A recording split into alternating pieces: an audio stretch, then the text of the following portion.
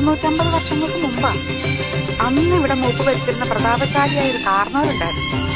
ആ കാരണവര് തഞ്ചാവൂരിൽ നിന്നങ്ങാണ്ട് നൃത്തക്കാരിയെ മേഡമെ കൊണ്ടുവന്ന് താമസിച്ചു. നാഗവല്ലി എന്നായിരുന്നു ആ തമിഴത്തിയുടെ പേര്. തമിഴത്ത് വേറെ കാലമായിട്ട് സ്നേഹത്തിലായിരുന്നു. രാമനാഥന്റെ പേരുള്ള ഒരു നൃത്തക്കാരനുമായിരുന്നു. എന്തായാലും ഒരിക്കലും നാഗവല്ലിയെ തിരക്കി നമ്മുടെ തെക്കിനിയുടെ തൊട്ടപ്പുറത്തുള്ള വീടാ പടിപ്പുരയ്ക്കല്. എന്തിനു പറയുന്നു, കാരണവരെങ്ങനെയോ ഈ രഹസ്യങ്ങളൊക്കെ അറിഞ്ഞു. അന്ന് അർദ്ധരാത്രി നാഗവല്ലിയെ കാരണവരെ നമ്മുടെ തെക്കിനിട്ട് വെട്ടിക്കൊന്നുകളഞ്ഞു. 8ാം ദിവസം ദുർഗാഷ്ടമി രാത്രിയിൽ നാഗവല്ലിയുടെ പ്രേതാത്മാവ് ഒരു രക്തയക്ഷയായിട്ട് മാറി കാരണവരെ കുട്ടി കൊലപ്പെടുത്താൻ വേണ്ടി അരക്കകത്ത് വരെ കയറി ചെന്നാ പറയുന്നത്. அந்த அகழியில கெட்ட ஒண்ணு பாருங்க.